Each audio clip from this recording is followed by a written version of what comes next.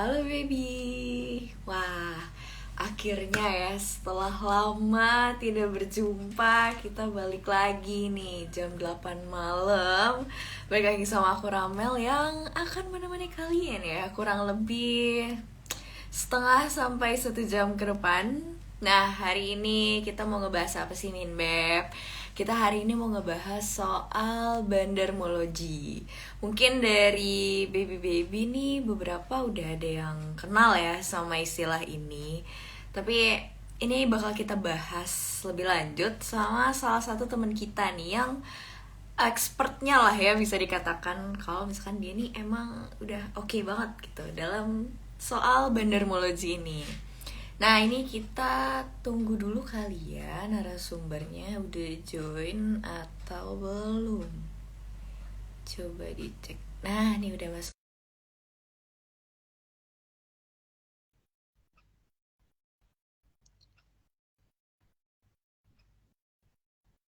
Oke, Oke, dimasuk. masuk.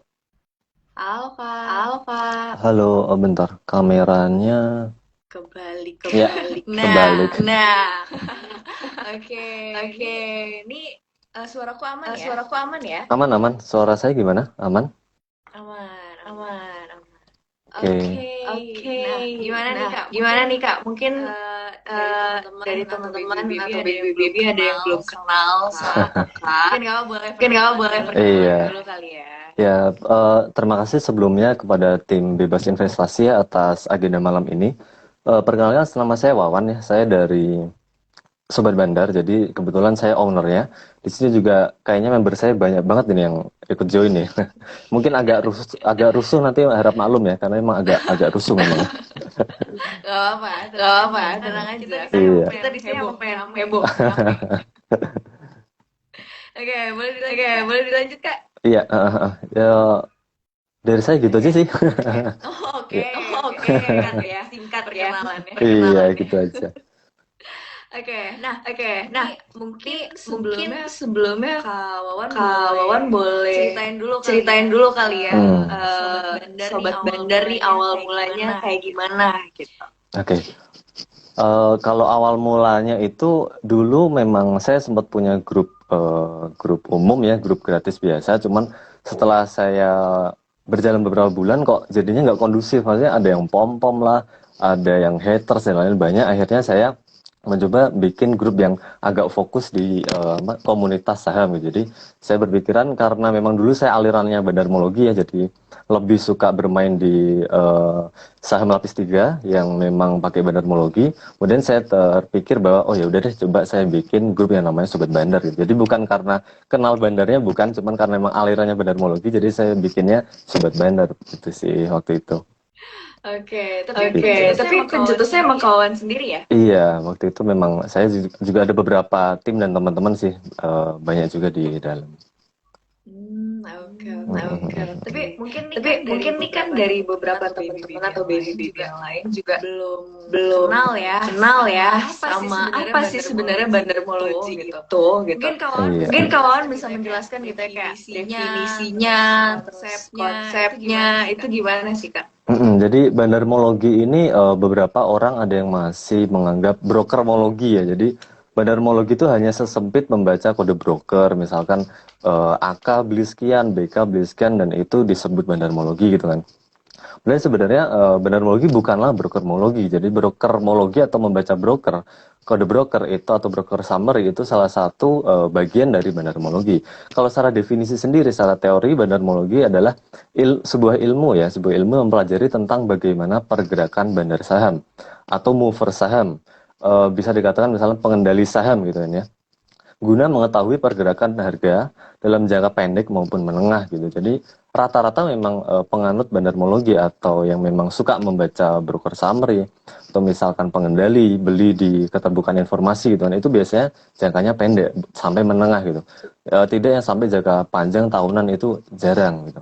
Jadi memang bandarmologi itu contohnya gimana sih? Contohnya misalkan kita membaca broker summary, itu yang sering banget kita lakukan ya. Bahkan sampai ada sekuritas yang memang punya yang namanya bandar detektor ya, yaitu salah satu cara kita bagaimana memfollow seorang bandar atau market mover ya. Jadi di situ kita secara simpelnya membaca di dalam broker summary gimana. Jadi kalau masih banyak yang bingung, broker summary yang bagus adalah yang net buy-nya banyak. Ketika net buy-nya saya atau agak agak bermasalah ya. Jadi Halo, ketika di halo, ya, sorry kak. mm.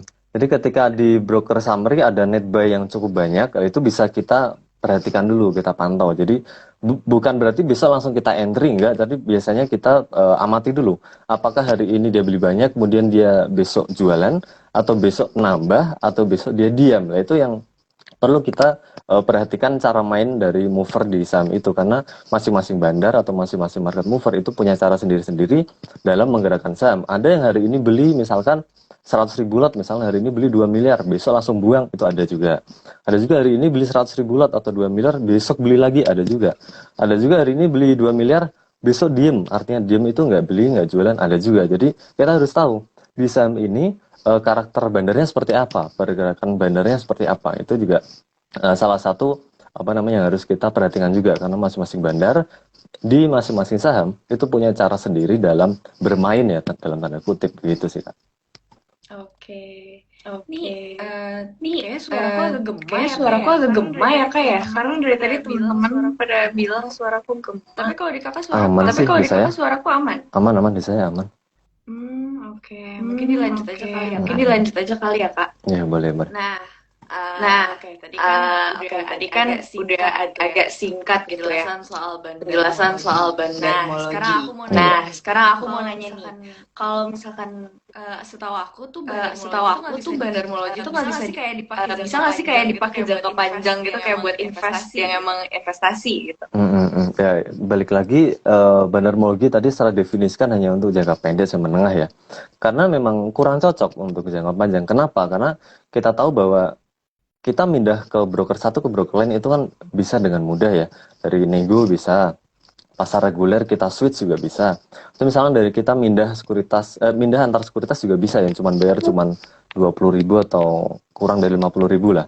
Itulah kenapa nggak bisa kita jadikan patokan untuk jangka panjang gitu. Jadi memang idealnya dan berdasarkan pengalaman memang jangkanya pendek sampai menengah saja gitu. Kalau jangka panjang seperti apa? Pasti kita pakai technical analysis dan juga kita pakai fundamental analisis ya, seperti apa fundamentalnya, apakah emang perusahaannya masih bagus atau enggak, kemudian labanya seperti apa. Itu biasanya kalau kita mau invest jangka panjang itu kita pakai fundamental dan kita lihat perusahaannya. Biasanya kita di blue chip atau second liner sih. Kalau kita investasi di lapis 3 itu ya kita harus cermat juga membaca apakah saham lapis 3 itu layak untuk kita jadikan investasi atau enggak gitu sih. Oke, I see. Nah, tapi kalau mungkin ini aku mau nanya kawannya sendiri kali ya. Kalau kawan boleh nggak sih kayak cerita awal mula kakak investasi gimana? Kalau awal mula saya waktu itu ikut-ikutan teman sebenarnya. Jadi memang dulu kan saya juga kan dari kampung ya. Saya dari kampung nggak tahu apa itu saham. Dulu kan namanya orang zaman dulu taunya cuma emas dan tanah ya. Orang tua kita juga cuma tahu emas dan tanah. Tiba-tiba di kantor itu ada teman padahal ngomongin saham. Saya juga penasaran apa sih itu saham gitu kan. Kemudian saya coba daftar sekuritas, coba trading, dan pastinya sekali trading pasti loss kan.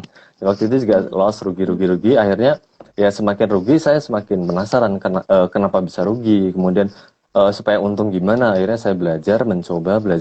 Akhirnya sampai sekarang saya bersyukur bisa full time trading dan saya sudah melepas kerjaan kantor saya begitu. Jadi memang journey seorang trader itu memang beda-beda ya. Ada yang swing trader sambil kerja, ada yang investor sambil kerja, ada yang trading untuk sambilan, maksudnya untuk bayar listrik, bayar pajak, maksudnya bukan untuk memenuhi kebutuhan sehari-hari, ada. Cuman saya waktu itu memutuskan untuk menjadi seorang full time trader karena setelah saya hitung-hitung gaji bulanan sama hasil income dari saham kok beda jauh gitu ya. Akhirnya ya udah saya putuskan untuk full time trader gitu sih. Jadi memang agak beda-beda pasti tiap trader jalan kehidupannya gitu.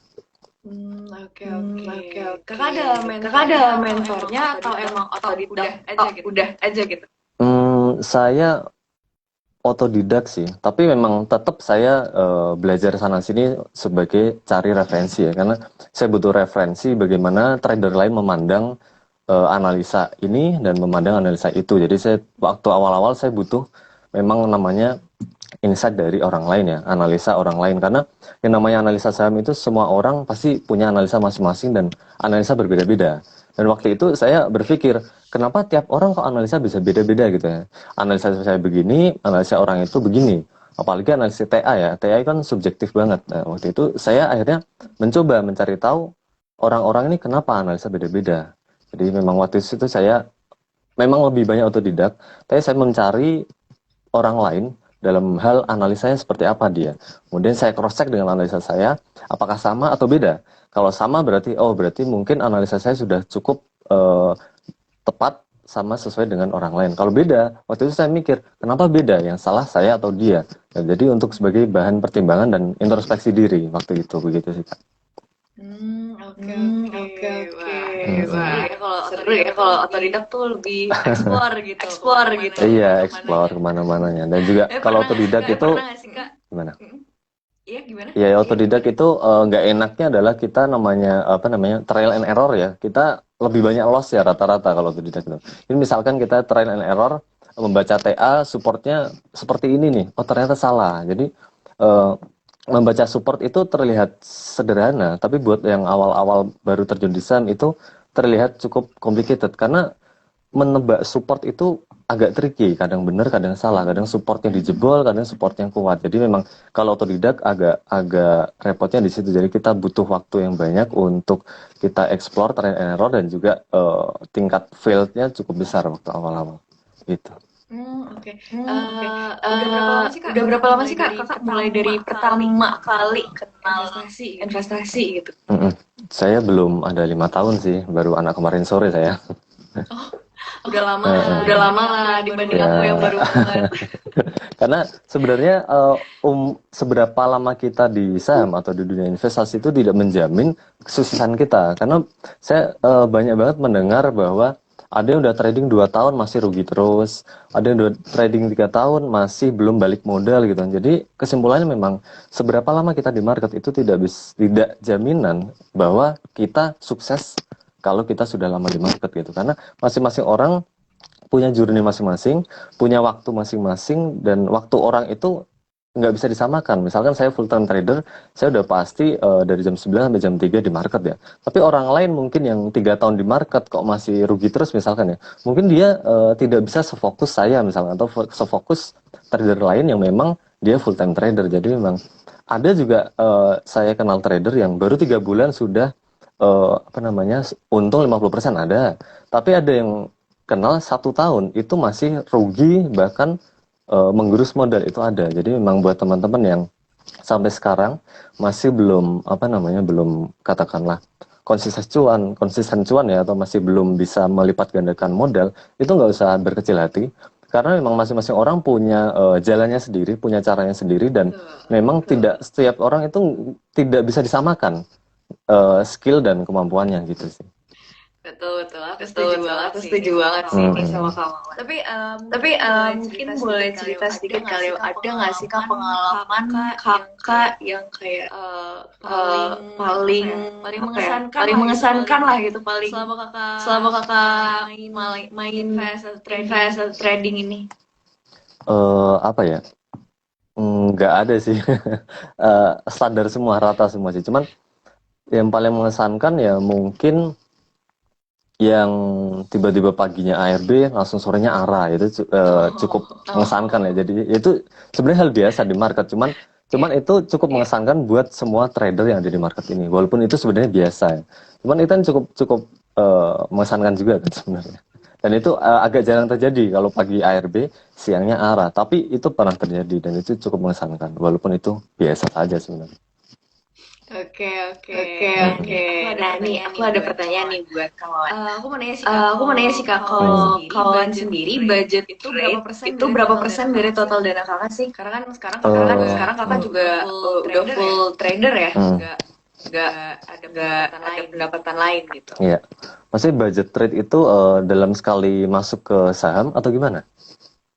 Iya, kurang lebih kayak gitu, Kak. Jadi sekali entry saham? Sekali.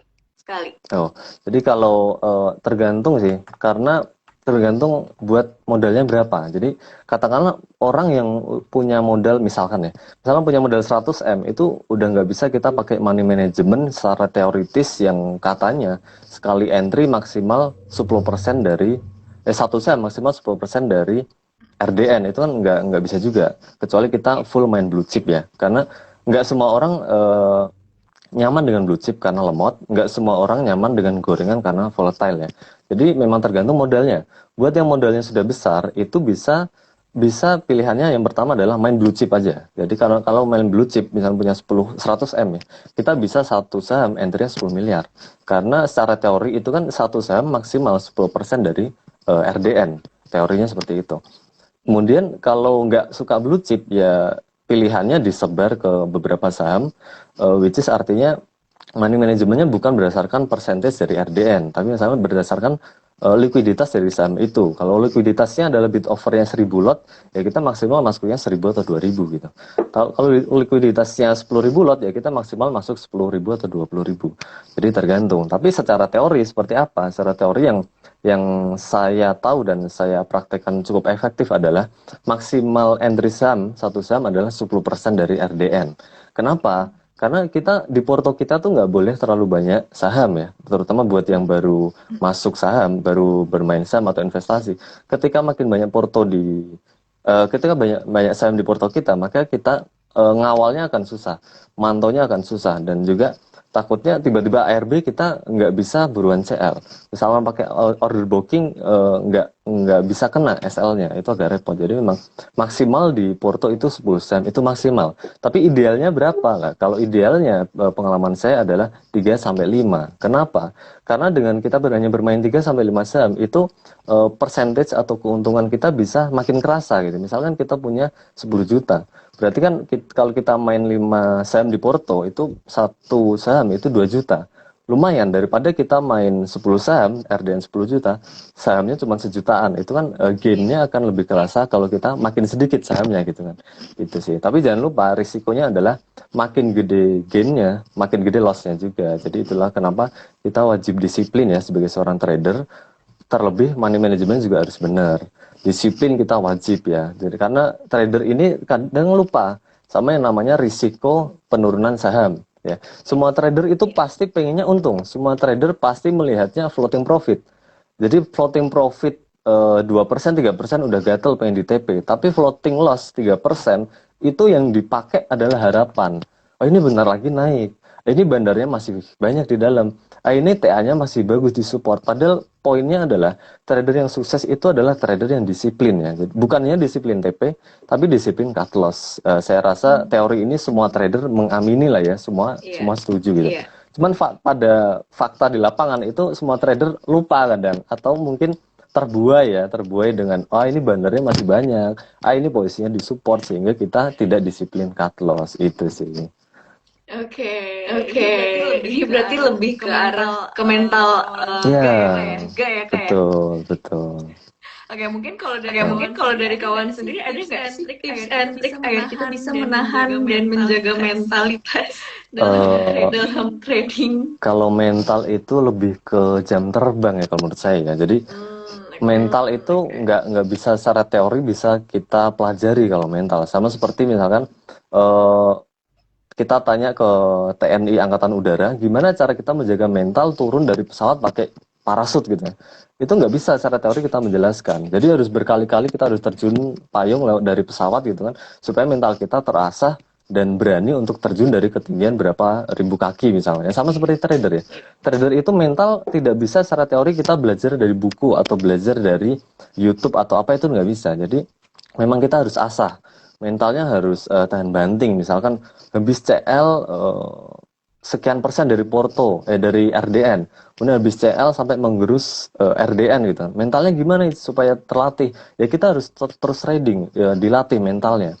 Kemudian untuk mengantisipasi mental yang drop terlalu dalam gimana? Perkecil porsi. Jadi buat rekan-rekan yang mentalnya sekarang sudah terlanjur drop ya, terlanjur turun. Kemudian gimana cara membalikan mental itu supaya lebih baik? Itu porsinya dikecilin.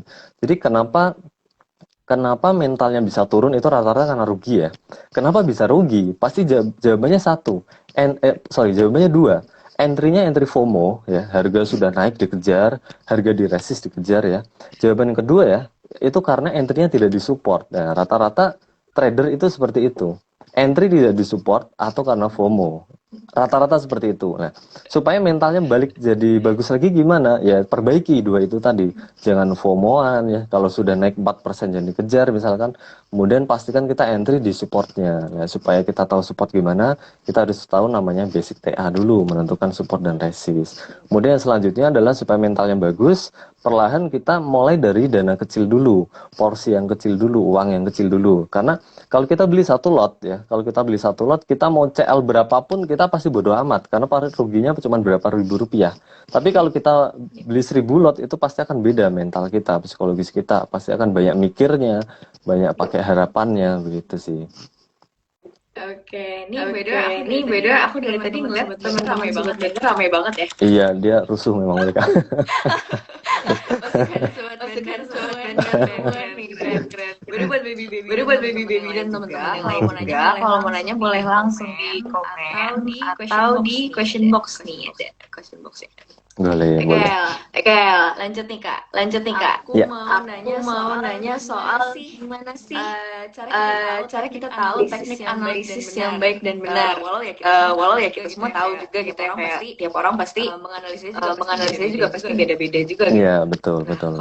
Kalau menurut kawan gimana nih? yang Eh, benar juga sih, Mungkin lebih ke arah yang yang tepat dan oke lah gitu bisa di-share ke teman-teman semua gitu.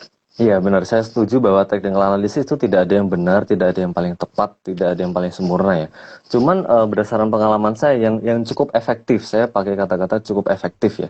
Cukup efektif adalah TA kalau kita memakai basic TA support dan resisten. Kita tahu bahwa TA ada ya namanya basic support dan resist, kemudian ada Elliott wave, ada Fibonacci dan lain-lain lah, ada banyak lah. Kemudian kalau repotnya di sini adalah TA adalah semuanya subjektif ya. Tarikan saya dengan tarikan kakak Ramel pasti akan beda. Tarikan saya dengan tarikan trader lain pasti akan beda. Dan itu pasti akan beda karena namanya technical analysis adalah subjektif bukan objektif gitu.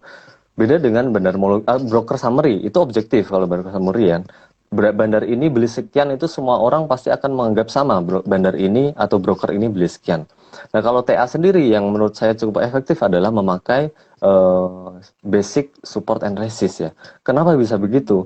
Karena basic support and resist itu kan hanya pakai garis horizontal kan. Ya, garis horizontal adalah garis dari kiri ke kanan secara lurus itu garis horizontal. Dan support menggunakan garis horizontal itu rata-rata semua trader tarikannya sama. Saya bilang rata-rata ya, tidak semua.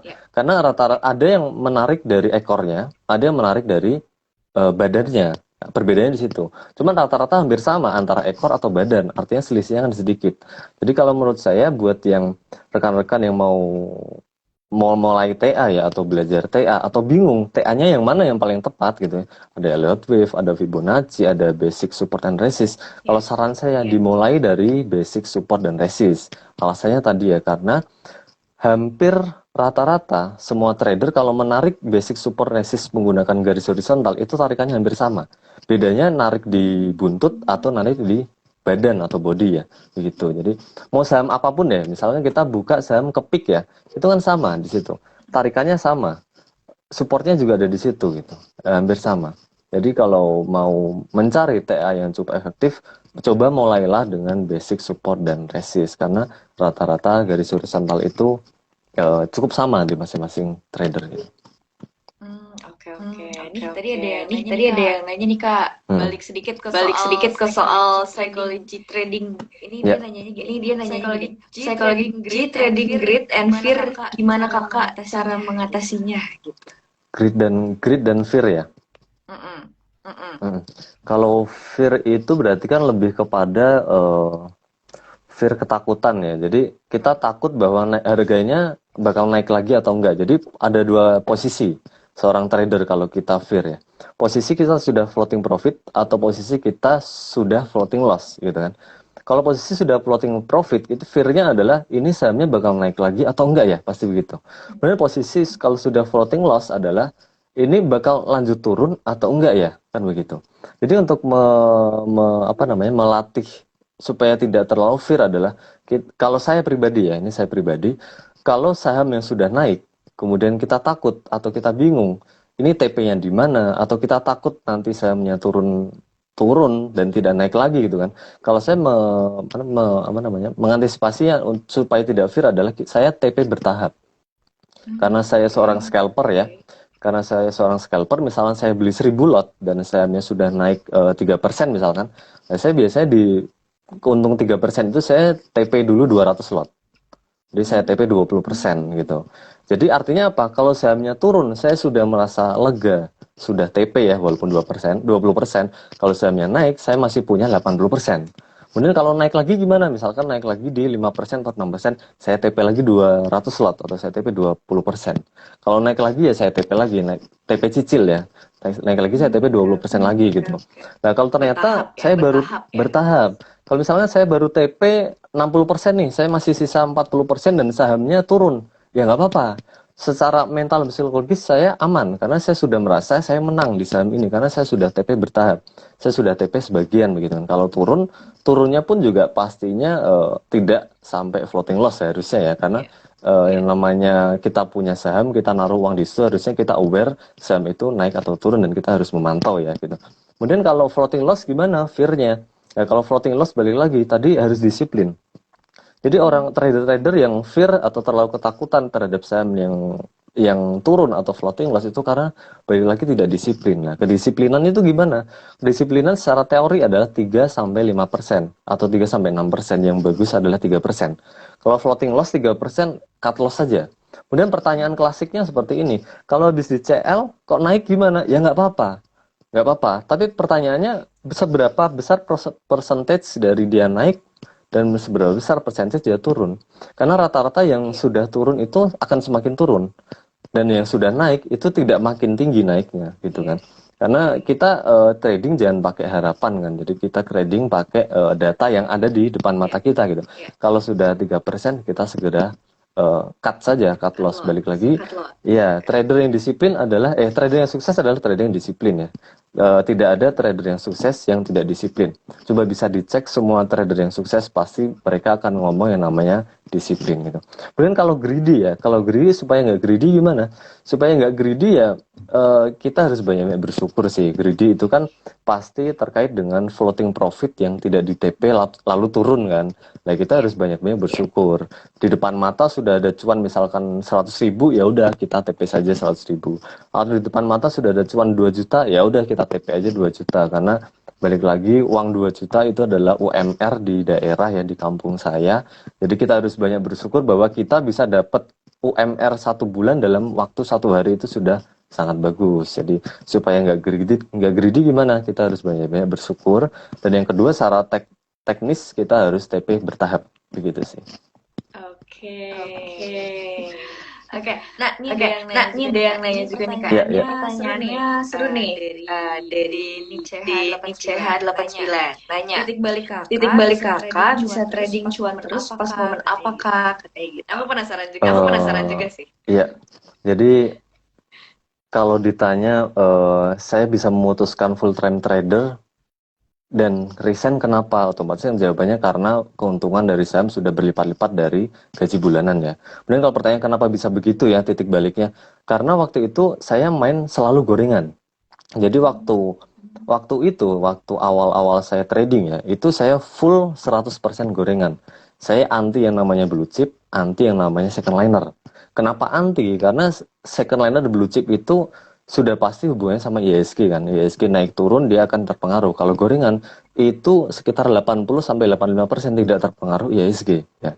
Kemudian kenapa saya suka gorengan? Karena gorengan itu rata-rata cukup pakai bandarmologi, cukup pakai broker summary itu sudah bisa menghasilkan keuntungan. Dan broker summary itu cukup data yang valid dan objektif ya. Kalau TA kan subjektif. Kalau broker summary itu objektif. Artinya apa? Kalau ada misalkan broker AK beli 100.000 lot di gorengan ya, itu ya sudah pasti dia ada di situ sebanyak 100.000 lot. Beda ceritanya kalau broker CS beli di BBCA misalkan 50.000 lot ya, itu belum tentu besoknya dia nggak keluar. Kalau BBCA, si CS itu bisa di switch ke broker lain, misalnya CS di switch ke PD dan besok jualan pakai PD bisa saja. Tapi kalau di gorengan itu jarang terjadi seperti itu. Itulah kenapa saya suka gorengan, karena sangat sedikit ya pemain di gorengan atau bandar gorengan atau mover gorengan yang sampai mindah-mindahin barang seperti itu gitu. Jadi artinya apa? Pergerakannya itu mudah ditebak. Jadi kalau hari ini beli, besoknya udah pasti naik. Sesimpel itu sih. Jadi kenapa saya bisa seperti ini? Karena dulunya saya sempat 100% full gorengan. Kenapa full gorengan? Karena gorengan itu suatu hal yang bisa diprediksi. Kenapa bisa prediksi? Karena datanya data objektif dari broker summary, begitu sih. Oke, nah ini ada yang nanya juga nih Kak dari Muhammad Radian. Pernah gerakin saham nggak Pak? Gimana cara mengetahui siapa yang menggerakkan suatu saham? Oh, gerakin saham saya nggak pernah sih. Kalau siapa yang mengetahui yang gerakin saham ya nggak bisa tahu juga gitu. Kecuali ada mover atau bandar yang memang dia show off di media sosial sehingga kita bisa tahu gitu kan. Tapi hal yang semua semua trader bisa tahu bahwa ada yang namanya keterbukaan informasi ya di BI. Kita bisa tahu di situ misalkan ya direksinya beli atau direksinya borong saham ya. Nah, biasanya kalau ada keterbukaan informasi seperti itu, direksinya beli atau ada yang borong dari pengendalinya, itu bisa kita jadikan patokan ya untuk trading singkat atau jangka menengah. Karena rata-rata seperti itu. Jadi kalau sudah diborong itu rata-rata akan ada berita bagus sebelum RUPS atau setelah RUPS atau memang karena ada corporate action. Nah, itu hal yang bisa semua trader pantau dan amati, bandarnya itu siapa dan berapa dan belinya kenapa. Itu bisa kita cek di keterbukaan informasi. Tapi selain itu ya kita nggak bisa tahu bandarnya siapa kecuali ada yang show off di media sosial gitu. Nah, ini ada yang nanya juga nih Kak, kalau misal terlanjur nyangkut lebih dari 50% di saham gimana? Ya, jadi ini juga saya pernah nemu ya trader yang sangkut lebih dari 30%. Problemnya adalah satu, dia nggak mau CL pasti, ya kan? Jadi banyak trader yang bertanya itu mencari teman atau mencari pembenaran. Padahal sudah pasti ya, semua yang ditanyai seperti itu jawabannya sudah pasti CL gitu. Kalaupun saya ditanya seperti itu, saya secara singkat akan menjawab CL. Secara penjelasannya seperti apa? Penjelasannya begini. Buat yang sangkut lebih dari 10%, lebih dari 20% bahkan ya, coba dianalisa sangkutnya sudah berapa lama. Ya, sudah berapa bulan sangkutnya. Kalau sangkutnya berbulan-bulan, coba saya ajak teman-teman berpikir ya. Misalkan sudah sangkut 6 bulan di saham itu floating loss 20%. Bayangkan uang itu selama 6 bulan, kalau diputerin ke saham lain, itu sudah bisa nutup CL-nya atau belum? Gitu. Saya yakin sudah bisa nutup CL-nya, apalagi seorang scalper ya, itu sudah pasti bisa nutup. Walaupun bukan scalper, seorang swing trader itu pastinya bisa nutup juga ketika ISG seperti ini, mau windress ya, window dressing, itu harusnya bisa nutup juga. Jadi buat rekan-rekan yang nyangkut lebih dari 10%, 20%, itu coba dihitung nyangkutnya sudah berapa lama, berapa bulan gitu. Dan coba dipikirkan, selama berbulan-bulan itu, kalau uang itu di CL sejak 6 bulan yang lalu, misalkan di cut loss sejak 6 bulan yang lalu, dan diputerin, bisa nutup nggak kerugian itu? Jawabannya pasti bisa, saya yakin gitu. Jadi buat yang masih berharap saham itu naik, saran saya adalah trade what you see ya. Jadi jangan trading berdasarkan harapan, itu jangan. Katanya fundamental yang bagus, katanya bulan depan dikerek, katanya window dressing naik, itu berarti trading pakai harapan, pakai katanya. Sedangkan kita tahu sendiri nyangkutnya sudah berbulan-bulan, jadi ya sayang. Dan kita tahu bahwa itu yang nyangkut adalah uang beneran ya, bukan daun, bukan uang monopoli. Jadi kita harus tahu bahwa itu uang beneran. Jadi jangan sampai tertahan di situ sehingga tidak produktif ya, itu jangan sampai sih gitu. Oke, nah itu bisa jadi catatan ya buat teman-teman ya. Ini ada Iya. yang nanya nih, Kak, kalau porsi di Porto gimana Kak? Full scalping atau punya koleksi saham invest juga? Spoiler dong. Oh, kalau saham invest saya enggak. Karena invest itu kan identik dengan fundamental bagus dan blue chip ya. Balik lagi saya nggak pernah main blue chip kecuali scalping. Saya scalping blue chip juga paling dapat cuma 1%, nggak kerasa gitu ya. Jadi kalau saya full bermain scalping atau swing jangka pendek dan rata-rata kalau sekarang porto saya 80 sampai 85% itu gorengan gitu. Kenapa main gorengan? Karena saya merasa lebih nyaman saja main gorengan, lebih cepat dapat cuan gede dan juga lebih cepet CL gede. Tapi lagi kalau kita main gorengan itu lebih bisa diprediksi. Karena gorengan itu cukup pakai broker summary atau bandarmologi itu sudah cukup mengetahui pergerakan. Beda dengan blue chip yang kita harus baca macam-macam dan ada pertukaran barang di situ sehingga kita tidak bisa memprediksi gitu. Tapi balik lagi ini nggak bisa disamakan ya. Semua trader beda tingkat kenyamanannya. Ada yang nyaman blue chip, ada yang nyaman second liner, ada yang nyaman grup panin bakri, ada. Kalau saya nyaman full gorengan gitu sih. Betul ya, aku setuju juga sih. Ini ada yang nanya juga nih Kak, gimana caranya membedakan harga turun karena momentum habis atau turun karena ngusir penumpang gelap? Yang pertama kita bisa kira-kira dari Broksum hari kemarin. Ini saya bicara gorengan ya, saya bicara gorengan. Jadi kalau untuk saham gorengan, kita bisa patokan Broksum hari kemarin. Kalau Broksum hari kemarin misalkan belanja 2 miliar, 4 miliar, kok hari ini tidak ARB, atau misalkan masih hijau gitu kan, itu artinya dia masih di dalam. Kalau saya begitu. Kemudian cara mengetahui ini ngusir atau enggak, ya kita nggak bisa tahu sih. Cuman biasanya kita bisa perhatikan dari bid offernya. Kalau bid offernya masih dijaga di area bawah ya, di area bid bagian bawah, itu berarti cuma ngusir. Tapi kalau bid offernya sudah tidak jaga, artinya sudah ompong atau sudah tidak ada bid yang tebal-tebal, itu berarti memang beneran sudah selesai di saham itu gitu. Itu untuk gorengan. Tapi kalau untuk blue chip gimana kita menilainya? Kalau untuk blue chip kita full pakai technical analysis saja. Karena memang blue chip itu kita nggak bisa pakai murni broker summary, murni bandarmologi itu nggak bisa.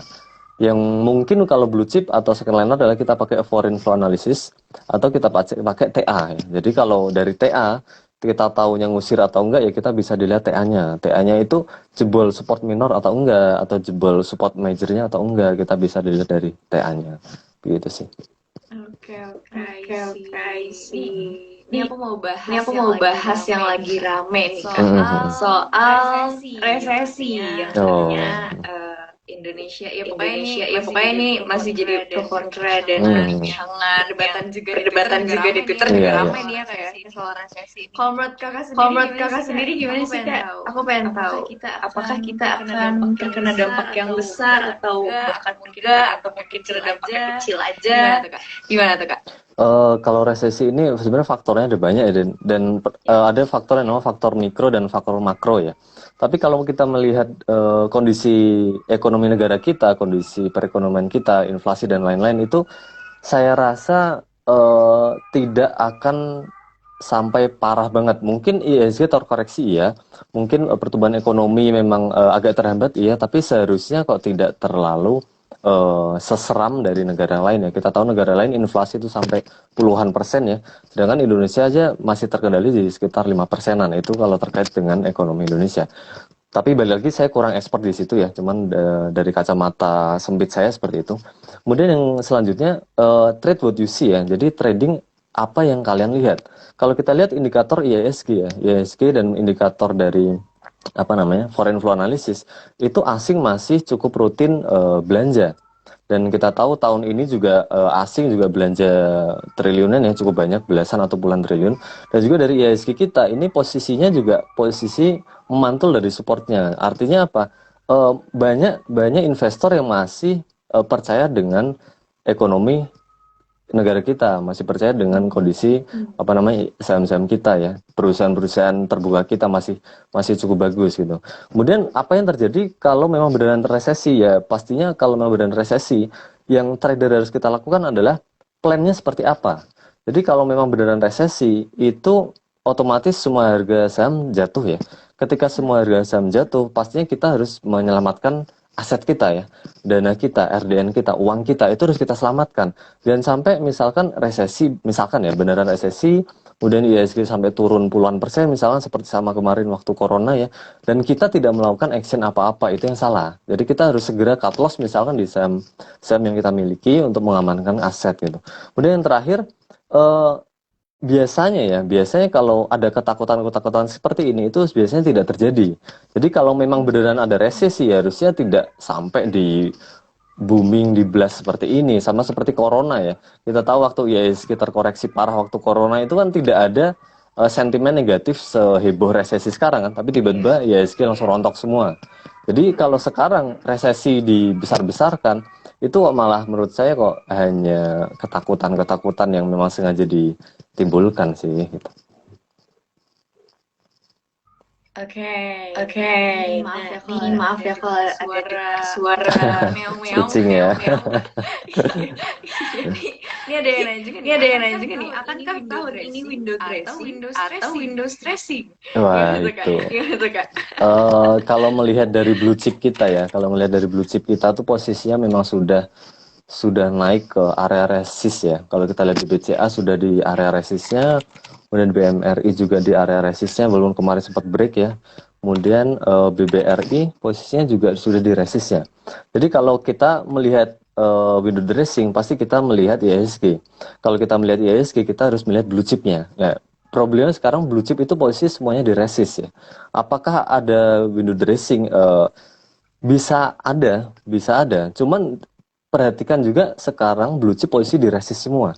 Kalau memang window dressing terjadi, artinya apa? Artinya semua blue chip ini akan breakout resist. Kalau memang semua blue chip breakout resist, artinya IHSG akan lompat tinggi. Karena apa? Karena semua blue chip breakout semua. Gitu. Jadi kita pantau saja blue chipnya. Kita pantau BBCA, BMRI, BBRI ya. Itu banking biasanya dia jadi jadi yang pertama kali di break kalau memang mau window dressing seperti itu sih. Jadi indikatornya kita pantau dulu blue chipnya gitu. Kalau kita lihat dari indeks kita IHSG-nya memang posisinya belum di resist memang ya. Tapi kalau blue chip kita posisi sudah di resist semua ya. Bisa kita pantau aja dulu. Karena takutnya kena PHP tiba-tiba langsung turun semua, repot juga kan. jadi sedih ya saya. Iya. Oke. Nah, ini Kak, mungkin kakak ada tips yang bisa di-share juga gitu ke teman-teman yang baru mau mencoba untuk menerapkan bandermologi gitu. Apa sih Kak harus belajar mulai dari dulu nih Kakak? Ya. Kalau bandermologi itu sebenarnya di YouTube ada banyak banget pembahasan ya. Jadi buat yang mau belajar pertama kali bisa mencari materi atau bahan atau video di YouTube ya. Itu cukup oke untuk kita jadikan landasan atau basic ilmu bandermologi gitu. Balik lagi, bandermologi bukan brokermologi ya, itu sangat berbeda. Brokermologi adalah bagian dari bandermologi. Kita belajarnya dari mana? Pertama bisa kita dari YouTube ya. Menurut saya cukup efektif dari YouTube ya, ada banyak yang sudah membahas. Kemudian yang kedua, implementasinya seperti apa? Implementasinya adalah kita membaca broksumnya dulu. Ya, jadi baca broksum tuh gimana? Baca broksum tuh intinya ya kalau ada yang beli lebih banyak daripada yang jual, atau yang beli paling atas itu lebih banyak daripada yang bawahnya ya, itu berarti bisa dikatakan menarik. Menarik apakah bisa langsung naik? Enggak juga. Balik lagi kita harus tahu saham itu movernya siapa, kemudian karakternya seperti apa, pergerakan sahamnya kita harus tahu juga gitu. Dan juga lagi untuk bandermologi sendiri ada lagi yang namanya keterbukaan informasi. Kita pantau misalnya direksinya siapa yang beli, kemudian yang beli di atas 5% siapa, atau misalkan kita bisa cek ya di aplikasi Stockbit ya. Ini saya bukan promo aplikasi broker ya. Kita bisa dicek di Stockbit. Ada insider info, itu salah satu bagian dari bandermologi. Insidernya siapa yang beli, kemudian pengendalinya siapa yang beli, dia beli atau jualan, dia beli kemudian besok beli lagi atau enggak, setelah beli dia diem atau enggak gitu kan. Itu bisa kita pantau juga. Jadi untuk pertama kali memang kita bisa belajar dari YouTube, yang kedua bisa dari broker summary pastinya ya, karena itu yang paling mudah untuk kita pelajari. Yang ketiga kita bisa cek keterbukaan informasi. Yang keempat simpelnya kita bisa cek insider infonya gitu. Wah, menarik Wah, sekali ya. menarik Aku sekali ya. mulai Aku tertarik kayak nih mulai untuk tertarik nih menerapkan untuk menerapkan dermologi. dermologi. Iya. Oh ya, ini Oh ada ya, yang nanya juga nih ini ada Kak, yang nanya juga kalau nih Kak, kalau pakai scalping time frame pakai berapa time menit frame ideal ya berapa Kak? menit ideal ya Gitu. Kak? Katanya gitu. Benar Ya, Kak? scalping itu idealnya time frame 1 menit dan 1 hari. Kalau saya 1 menit dan 1 hari. Ada yang pakai 5 menit, ada yang pakai sekian menit ada. Cuman kalau saya pergerakannya 1 menit dan 1 hari. Pergerakan 1 menit untuk apa? Untuk kita mengetahui bahwa saham ini itu pertama kali di spike atau pertama kali dinaikkan, pertama kali digerakkan itu sudah berapa menit yang lalu begitu. Jangan sampai kita masuknya di saat yang telat, di saat yang terlambat. Misalnya sudah dinaikkan 10 menit yang lalu kok kita baru entry, itu salah gitu.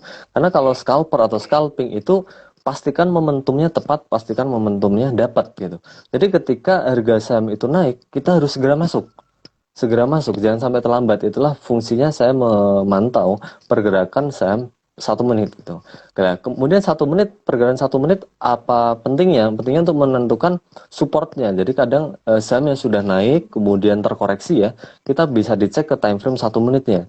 Di time frame 1 menit itu bisa tahu ada supportnya, support time frame 1 menit di mana lah. Itu kita biasanya re-entry di support time frame 1 menit. Gitu. Kemudian time frame 1 hari untuk apa? Time frame 1 hari itu untuk menentukan resistennya.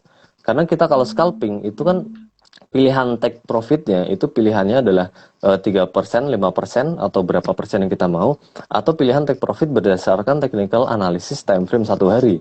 Karena di time frame 1 hari itu cukup valid ya, di situ ada resisten horizontal dan juga resisten moving average. Itu biasanya saya pakai menentukan resisten di time frame 1 harinya gitu.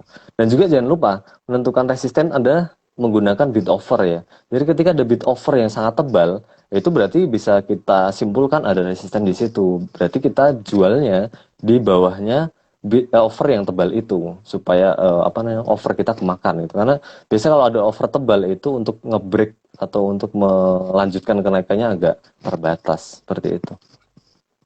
Oke, I see. Oh, ini ada yang nanya nih Oh, Kak, ini ada yang nanya nih Kak, gimana cara menghindari habis cut loss naik? Maksudnya gimana nih? Maksudnya gimana? Oh ya, mungkin habis cut loss kok SM-nya naik gitu ya.